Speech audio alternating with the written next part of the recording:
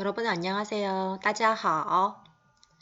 네, 저번 시간에는 미디어 리터러시 해서 코로나19에 대해서 알아봤는데요. 이번 시간에는 하나의 중국이라는 주제로 수업을 해볼까 해요. 이번 주제, 하나의 중국이라는 이 표현을 일단은 배워볼게요. 하나의 중국. 자, 一个中国 같이 읽어볼게요. 一个 하나, 中国 중국, 하나의 중국. 자, 그러면 여러분들 하나의 중국이라는 이 단어를 보고 딱 떠오르는 키워드가 있다면 일단은 한번 학습지에 적어보도록 할게요. 네, 다 적으셨나요? 선생님은 딱 하나의 중국이라는 키워드로 떠오르는 이 단어를 이렇게 정리를 해봤는데요. 자, 하나하나 살펴보자면 첫 번째, 일국양제, 중화민국, 공산당, 국민당, 미국, 일본 이런 식으로 한번 살펴볼게요. 자, 일단은 살펴보기 전에 여러분들 중국의 지도거든요. 여러분들 이 지도를 보고 뭔가 이상하다라는 생각을 느끼시나요? 중국 사람들은 실제로 만약에 중국 사람들한테 이 지도를 보여준다면 좀 화를 많이 낼 수도 있어요. 그 이유는 보이시죠? 여기에 바로 뭐가 빠져 있죠? 그렇죠. 대만이 빠져 있죠. 타이완. 중국 사람들은 대만도 하나의 중국이라고 생각하기 때문에 대만이 없는 지도는 이거는 있을 수 없다라고 생각을 하는 거죠. 그죠? 또 한 가지. 이건 실제로 우리나라의 옛날에 지하철 광고로 게재되었던 그런 모습인데요. 이 광고가 있은 후부터 중국 사람들한테 많은 항의를 받게 돼서 이거를 다시 광고를 내리게 된 사건이 있었어요. 보시면 지금 아시아 5개국에서 언제나 환영받는 자유로운 여행 카드 해서 이 카드를 해가지고 사진 보이시죠? 뭔가 이상한 거 느끼시나요?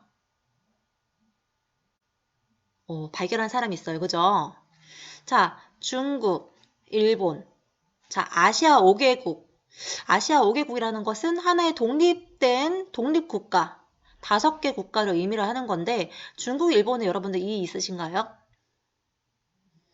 근데 중국 입장에서는 대만, 홍콩, 마카오가 하나의 독립된 국가일까요? 아니죠. 중국은 대만, 홍콩, 마카오가 중국의 일부로 인정되는 하나의 중국인 거죠. 그죠? 특히나 홍콩, 마카오 같은 경우에도 우리 일국양제로 인해서 특별하게 통치되는 특별행정구역에 들어가는 지역이죠. 그죠? 그래서 이 광고가 게재되는 이후에 중국의 SNS가 난리가 났어요. 보시면 한번 해석해 드릴게요. 是不是不会数一数怎么数出来是亚洲5个国家的 보세요. 너네 지금 숫자를 세아릴 수 있는 거야, 없는 거야? 뭐라고? 이거 지금 아시아 5개 국가라고? 이게 지금 말이 되는 거냐? 이런 내용이죠, 그죠? 중국 사람들이 화가 난 그러한 상황입니다. 자, 그러면 왜 이런 일이 발생하느냐? 사실은 근본적인 원인이 바로 일국양제로부터 시작이 되는 거죠. 자, 그러면 여러분들의 생각에 홍콩은 중국 땅일까요? 대만은 중국 땅일까요? 자, 홍콩은 여러분들 이제 2학년 때 배웠다시피 중국의 특별행정구역, 마카오랑 같이 2개의 특별행정구역에 들어가죠. 그죠? 그러니까 중국 땅이라고 얘기할 수 있는데 여러분들 대만 같은 경우에는 아니라고 생각하는 친구들도 많을 것 같아요. 그죠? 그렇지만 중국 입장에서는 대만은 하나의 중국 땅이다 라고 얘기하는 거죠. 그죠? 자, 그러면 일국양제가 뭐냐? 같이 살펴볼게요. 자, 1. 하나의 구어, 국가, 하나의 국가, 량, 우리 량 배웠죠? 2개, 2개의 治, 제도 혹은 체제. 하나의 국가의 2개의 체제를 허용한다. 이 말은 무슨 말이죠? 그죠? 하나의 국가는 하나의 중국을 의미하는 거겠죠. 자, 그러면 홍콩, 마카오, 대만 역시 하나의 중국이다. 하지만 두 개의 체제를 인정한다. 그 말은 자 대만은 지금 대만 나름대로 땅에서 지금 생활하고 그 기존에 뭔가 그들만의 법이나 체제가 있었죠. 그쵸? 홍콩도 1997년, 마카오도 1999년 중국으로 반환되기 전까지 홍콩은 영국, 마카오는 포르투갈에 의해서 식민지 지배를 받음으로 인해서 그들만의 뭔가 정치나 그런 체제 뭐 그런 게 있었죠. 그죠? 그래서 원래 그들이 갖고 있던 그러한 체제를 인정해 줄게. 하지만 너네는 하나의 중국이야. 그거는 잊지 마라. 너네가 지금 당장 중국의 체제를 막 강요하면 너네가 반발이 있을 수 있으니까 지금은 당장은 강요하지 않을게. 하지만 하나의 중국임은 잊지 마. 그런 게 바로 일국양제예요. 보시면 자 그렇다면 좀 더 들어가서 대만에 대해서 한번 살펴볼까 해요. 대만, 중국어로는 타이완. 타이완은 도대체 어떻게 생겼을까요? 자, 지금 보시면 지도상에 자, 이 부분이 대만이라고 했었죠. 그죠? 지금 현재의 타이완. 자, 원래는요. 대만 땅에는요. 원주민이나 아니면 청나라 때, 옛날에 청나라 때 넘어간 한족이 살던 그러한 땅이었대요. 그래서 원래 대만 땅에는 어떤 하나의 독립된 국가, 나라의 개념이 없었고요. 뭐 여러 사람들이 모여서 살다가 그러다 보니 어떤 강대국이 와서 식민지로도 지배를 하고 그렇게 식민 지배를 받던 그런 대만 땅이었어요. 그래서 지금 보시면 안와 스페인이 떠나니 또 이번엔 네덜란드가 지배를 하네. 이런 식으로 되게 강대국들이 여러 차례 와서 식민지 지배를 하고 그러다 보니까 외국 문화도 자연스럽게 개방적이고 빠르게 수용했다. 이런 현상이었어요. 그런데 이제 1895년부터 1945년 일본이 무려 50년간 대만을 통치를 합니다. 자, 그럼 우리나라랑 비슷해요. 그죠? 지금 위안부 문제도 있었고요. 강제징용. 뭐 철로도 건설해주고 이런 식으로 오랫동안 대만을 통치를 한 거죠. 그래서 실제로 대만에 여러분들 현재 가보시면은 중국이랑 일본 느낌이 되게 교묘하게 섞여 있는 듯한 느낌을 받으실 수 있으세요. 아기자기한 그런 일본 느낌도 나면서 중국 느낌도 나고 그래서 대만이 그러한 특이한 그런 분위기가 느껴지는 게 바로 이것 때문에 그런 거죠. 자, 어쨌든 이렇게 일본의 식민 지배를 받고 있었는데 자, 그렇다면 자, 원래 중국 땅에는요. 자, 두 개의 주요 정당이 있었어요. 하나는 국민당, 하나는 공산당. 여러분들 지금 현재 중국의 주요 정당이 공산당인 거죠. 그쵸? 마오쩌둥이 이끄는 공산당. 그 당시에는 국민당은 장제스라는 사람이 이끌었어요. 근데 일본이 이제 중국의 대륙도 넘봤죠. 그래서 침략을 했어요. 그러면 이제 외세가 침략을 하니까 두 개의 당이었지만 일단은 일본에 맞서야 되니까 두 개의 당이 힘을 합쳐서 일본에 맞서서 싸운 거죠. 그죠? 그게 바로 항일 전쟁인 거죠. 싸웠는데 그래서 결국은 일본이 졌어요. 일본이 졌어. 그러면 일본이 져서 이제 물러나니까 그러면 어떻게 돼요? 다시 공산당, 국민당이 패권 다툼을 하겠죠. 그죠? 그래서 결국은 국민당은 또 미국의 지원을 받게 되는 그런 당이고요. 공산당은 소련의 그러니까 옛날 러시아의 소련의 지원을 받은 공산당이 있었는데 결국은 둘이 싸우다가 어느 당이 승리를 해요? 그렇죠. 당연히 지금 현재 중국의 주요 정당인 공산당이 승리를 하게 된 거죠. 자, 그래서 공산당이 그 국민당을 쫓아내요. 어디로? 현재 타이완으로. 그래서 지금 타이완이 생기게 된 거죠. 보시면 아까 전에 국민당을 이끄는 사람이 뭐라고 했죠? 누구? 장제스, 그죠? 장제스가 이제 그 대만 땅으로 넘어와서 국민당을 이끌고 넘어와서 이렇게 대만 지역을 통치하게 된 거죠. 그렇게 해서 대만이 생기게 되었습니다. 현재의 대만. 자, 그러면 여러분들, 자, 그럼 중국과 대만은 어떤 차이가 있을까라고 한번 대충 살펴볼게요. 자, 문자 같은 경우에는 여러분들 2학년 때 배웠죠. 중국이 현재 사용하고 있는 가나자, 우리 간체자라고 배웠는데 현재는 가나자라고 얘기해요. 가나자 쉽게 쓰고 쉽고 간략하게 쓰는 가나자를 사용해요. 같은 문자지만 이렇게 간략하게 사용하는 거죠. 근데 대만 같은 경우에는 우리 한국에서 사용하고 있는 번체자를 아직도 사용하고 있어요. 이렇게 문자가 다르다. 문화 방면을 보시면 중국은 자기들만의 되게 역사가 되게 길잖아요. 그죠? 그래서 전통적이고 고유한 그들만의 문화를 지켜오고 있어요. 그래서 보통은 다른 나라의 영향을 크게 받지는 않는데요.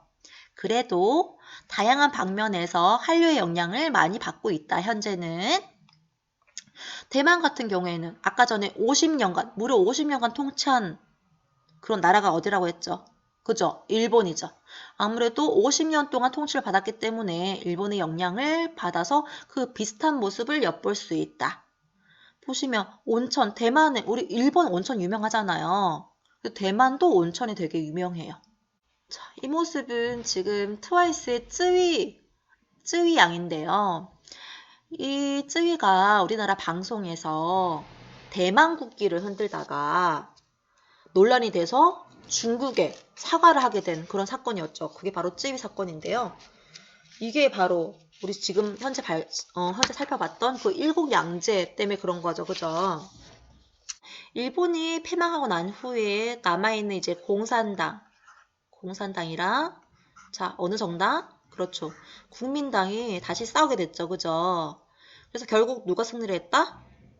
맞아요. 공산당이 승리를 했죠. 그래서 공산당이 승리해서 현재 중국당의 중화인민공화국을 설립을 하죠.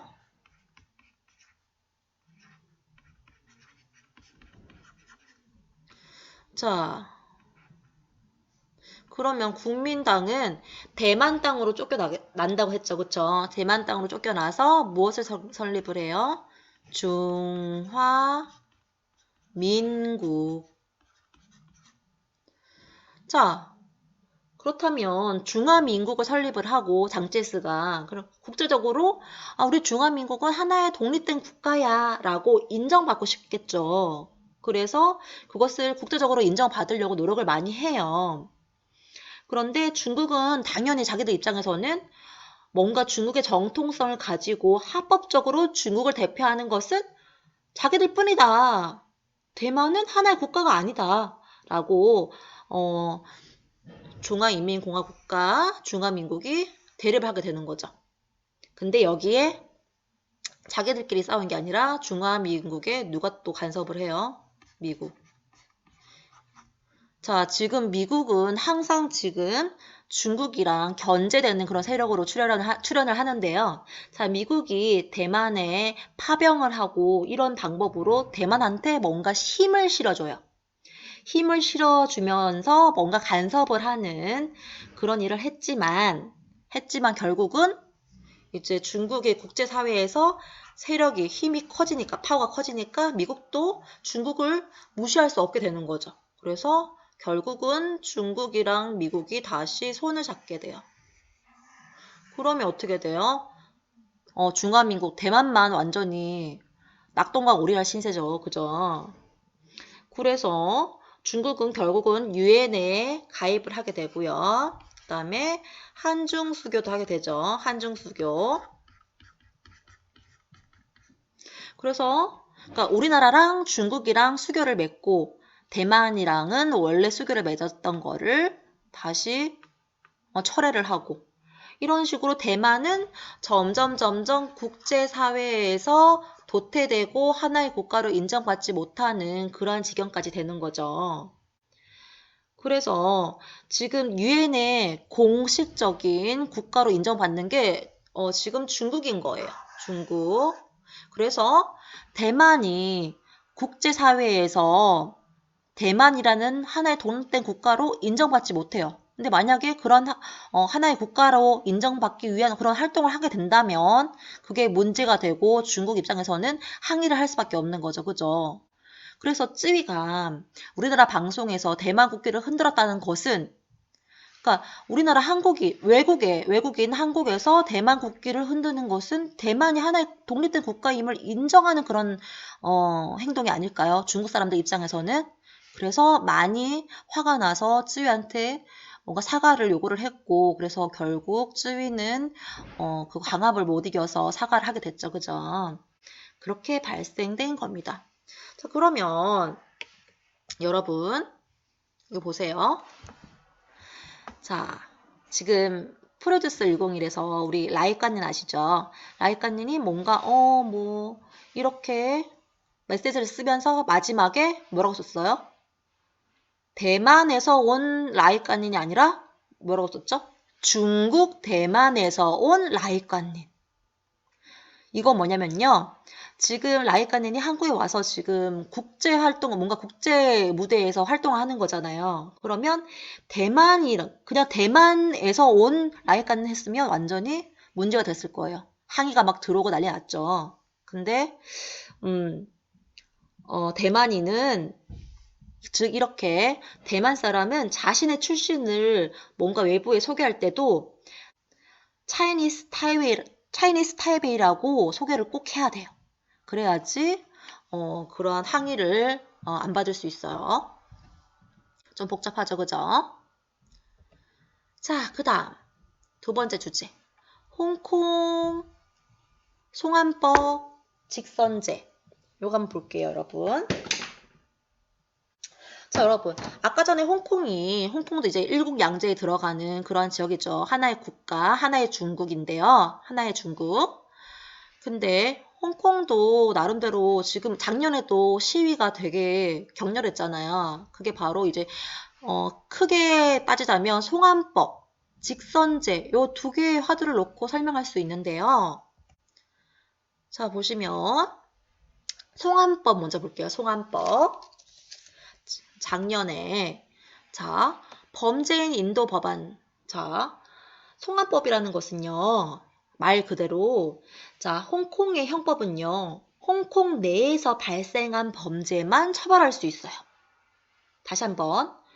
홍콩의 그 법에서는요. 홍콩 내에서 발생한 범죄만 처벌할 수 있어요. 근데 무슨 사건이 발생했냐면요. 지금 이 두 사람이 연인 사이예요.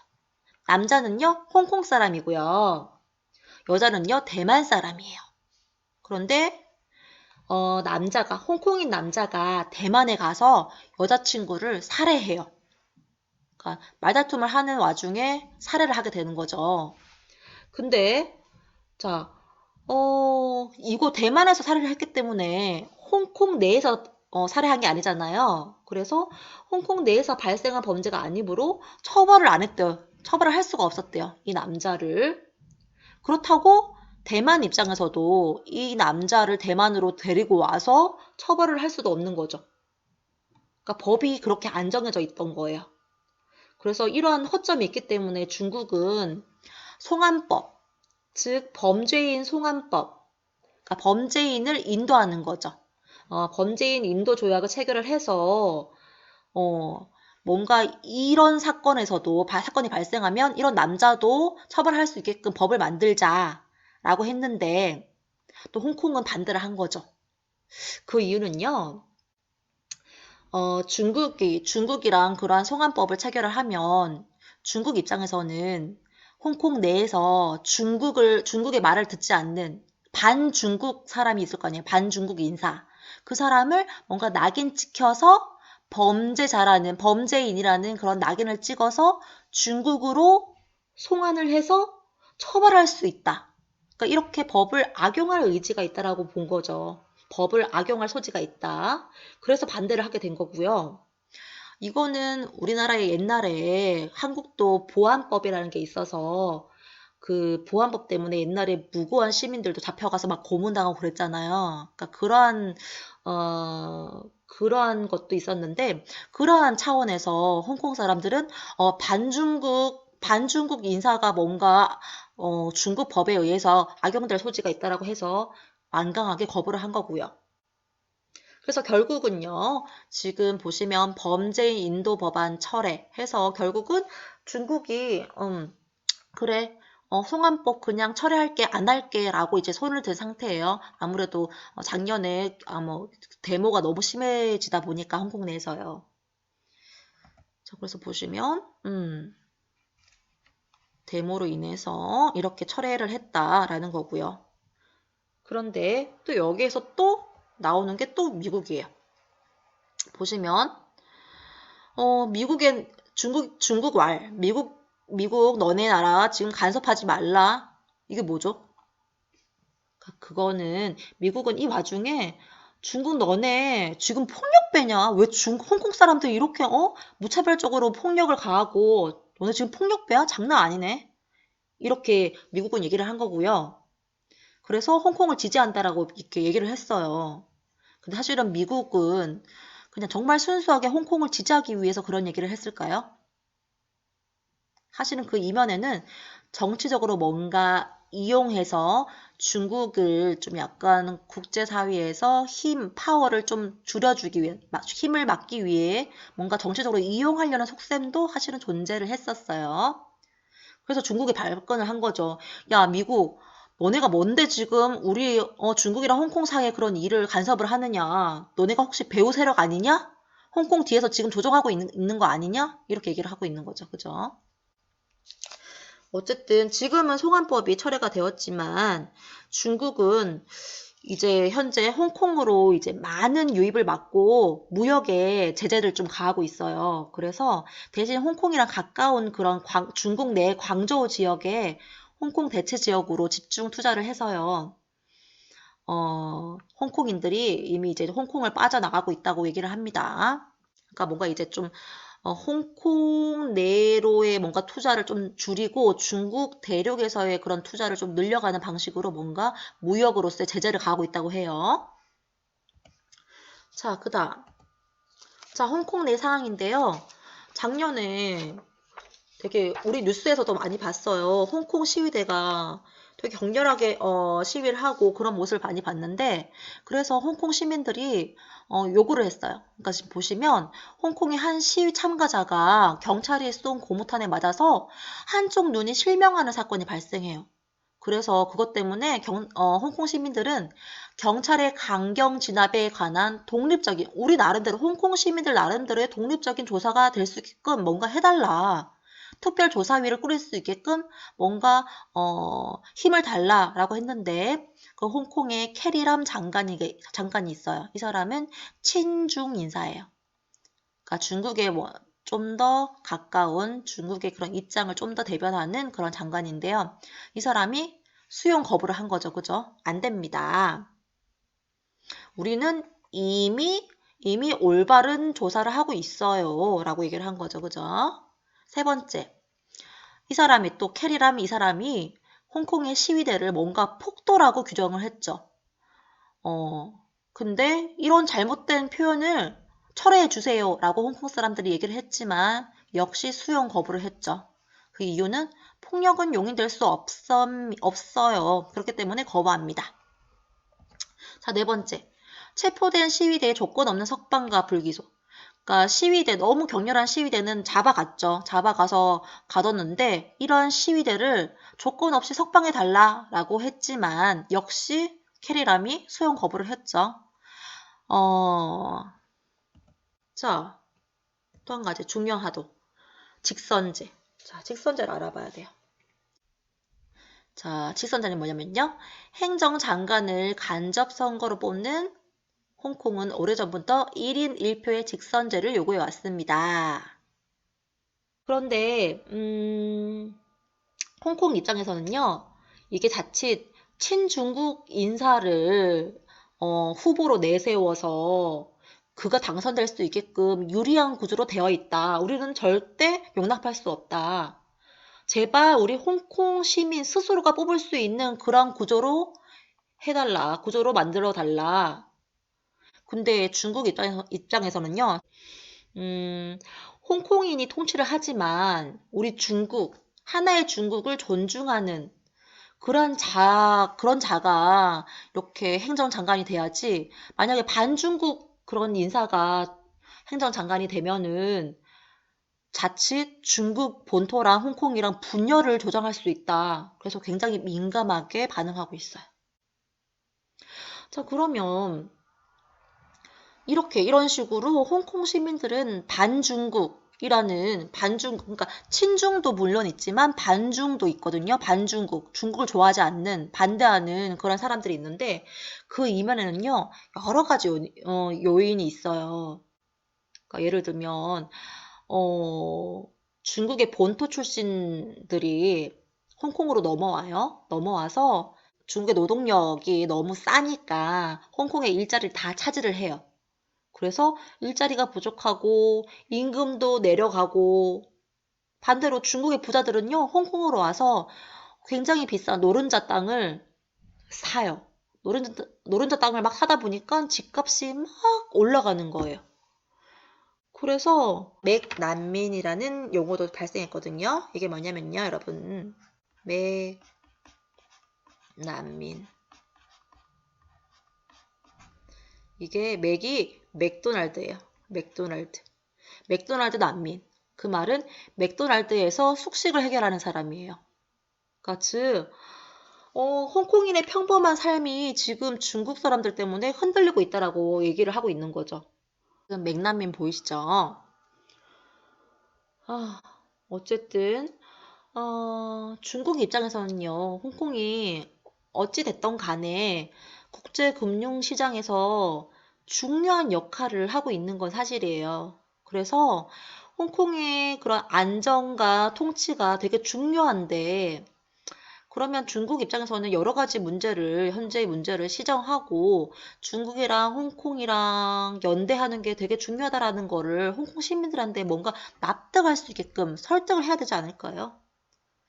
어쨌든 우리가 좀 더 지켜봐야 될 것 같아요. 자, 그 다음 마지막으로 동북공정이라는 거 한번 살펴볼게요. 그 이면에는 김수현, 백두산, 장백산 이런 거를 한번 함께 살펴볼 텐데요. 자, 일단 보세요. 억울한 김수현.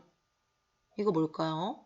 지금 뒤에 보이시는 지금 보면은 이게 지금 생수 광고 같아요. 그죠? 생수 광고. 생수 광고에 김수현 씨가 출연을 한 거죠. 그죠? 근데 뭔가 억울한 일을 겪었대요. 그리고 뒤에 보이는 게 지금 맞아요. 백두산 천지죠. 백두산 천지. 근데 백두산 천지에 지금 보면은 장백산이라고 나와 있죠. 장백산은 중국에서 백두산을 말할 때 장백산이라고 얘기하거든요. 그러면 지금 댓글 보실게요. 야, 김수현 20억이면 다케시마 생수도 오케이 할 기세네. 이런 매국노 이렇게 지금 얘기를 하고 있는 거예요. 그럼 이 말이 과연 왜 이런 일이 발생했을까요? 그 이면에는 여러분 동북공정이라는 걸 좀 살펴봐야 될 텐데요. 동북공정은요, 지리, 역사, 민족 문제를 연구하는 중국의 한 사업이에요. 연구 사업인데요. 지금 보시면 그 전에 일단 이걸 살펴봐야 될 것 같아요. 중국에는 93%의 한족과 나머지 55개 소수민족으로 이루어진다고 했죠. 그죠? 그 중에서도 이제 소수민족들 자치구, 그들이 모여 사는 자치구가 이렇게 있는데요. 중국은 여러 소수민족이 같이 모여 살긴 하지만 그 중심에는 한족 위주로 돌아가고 있는 나라인 거죠. 그죠? 한족이 중심인데, 그러면 한족이 중심인데 만약에 이 소수민족들이 그들 나름대로 뭔가 독립을 하고자 뭔가 움직인다면 중국 입장에서는 되게 무섭겠죠. 그죠? 이렇게 분열이 일어나면 안 되는데, 그래서 그들 소수민족들의 그러한 역사를 자기들의 역사로 만들어가는 그러한 사업, 그러한 공정을 해와요. 그런 공정 중에 하나가 지금 조선족 보이시죠? 이쪽 중에 그런 사업 중에 하나가 동북공정이 있어요. 보시면 자 저기 서북공정, 북방공정 뭐 이게 등등이 있는데 동북공정 보이시죠? 동북공정은 야오닝성, 지린성, 해룡, 지향성 이런 게 이 한국이랑 맞닿은 이 지역인데요. 지금 왜곡 내용을 보실게요. 중국 국경 안에 이루어진 역사는 중국의 역사이기 때문에 고조선, 고구려, 발해의 역사는 한국의 역사가 아니라 중국의 소수민족이 중국의 소수민족이 이룬 지방 정권의 그런 역사이다. 이 뭐죠? 무슨 이 세계한 말이죠, 그죠? 그리고 다른 공정을 보시면 또 되게 뜨거운 감자가 신장 지역의 그런 공정, 그 다음에 시장 지역의 티베트 지역의 공정 이런 건 나중에 살펴보시면 될 것 같고 우리는 오늘은 동북 공정을 살펴보도록 해요. 그러면 중국이 2002년도에 우리나라 역사, 그러니까 고조선, 고구려, 발해가 포함된 역사를 중국의 역사로 뭔가 만들기 위해서 그러한 사업을 추진을 하는데 그게 이제 노무현 정권 때 와서 이거 아니다. 이거 시정해 달라. 이거 고쳐 달라. 라고 요구를 해서 2007년도에는 동북공정은 지금 종료가 돼 있는 상태긴 하지만 그래도 모르잖아요. 중국이 물밑에서 이렇게 계속 작업을 할 수도 있으니까 우리는 계속 관심을 가지고 지켜봐야 되는 거는 사실이에요. 당연히 여러분들 학생들의 관심이 필요하고요. 우리 역사를 잊은 민족은 미래가 없다라는 말이 있듯이 우리의 민족의 역사를 계속적으로 지속적으로 연구를 할 필요가 있다라는 거예요. 자, 그럼 다시 돌아와서 김수현 씨가 지금 이렇게 막 비방을 받고 하는데 이건 좀 살펴볼 필요가 있어요. 백두산이 그래서 한 북한이 50%가량을 이제 차지를 하고 있고요. 백두산의 그런 지역 중에 면적이 중국에선 한 45.5% 정도 차지를 하고 있다고 해요. 그러니까 우리나라 역사에서도 백두산은 정말 중요한 산인 거잖아요. 중국 입장에서도 옛날에 청나라 시대 때 청나라를 세운 그런 만주족이 옛날에 만주족의 뿌리가 또 여진족이거든요. 여진족이 정말 태동하고 근거지가 된 지역이 바로 백두산이거든요. 그러니까 그들의 입장에서도 사실은 청나라의 그런 근원이 되는 여진족이 살던 그런 지역이기 때문에 중국의 입장에서도 백두산은 하나의 민족의 정말 중요한 역사가 담긴 그러한 장소이거든요. 그래서 사실은 애매해요. 백두산은 누구의 소유가 아닌 공동의 자산유산이라고 봐도 사실은 무방하거든요. 근데 만약에 중국이 동북공정의 일환으로 백두산을 단독으로 뭔가 유네스코에 등재해서 뭐 장백산은 즉 백두산은 중국 땅이다 이렇게 등재를 하면은 이거는 100% 중국이 잘못한 거죠. 그죠? 근데 또 반대로 우리나라가 중국이 장백산이라는 용어를 사용했다고 해서 막 이렇게 막 매국노 취급을 하고 그렇게 하는 거는 또 좀 문제가 있어요.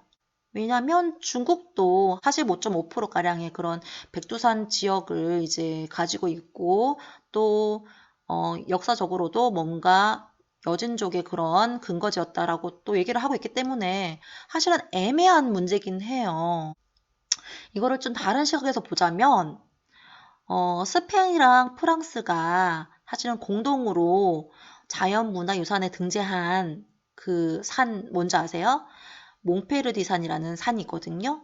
그래서 사실은 우리나라 정부도 이런 식으로 뭔가 공동의 자연유산으로 바라봐야 될 것이 아니냐라는 그런 시각도 있습니다. 자, 이렇게 해서 하나의 중국이라는 키워드를 둘러싸고 여러 가지 주제를 다뤄봤는데요. 자, 그렇다면 여러분들 지금부터는 하나의 중국과 관련해서 뭔가 토론해 볼 만한 주제를 자기 스스로 한번 정해보는 시간을 가지도록 할게요. 자, 수고하셨고요. 다음 시간에 또 만나요. 大家辛苦了。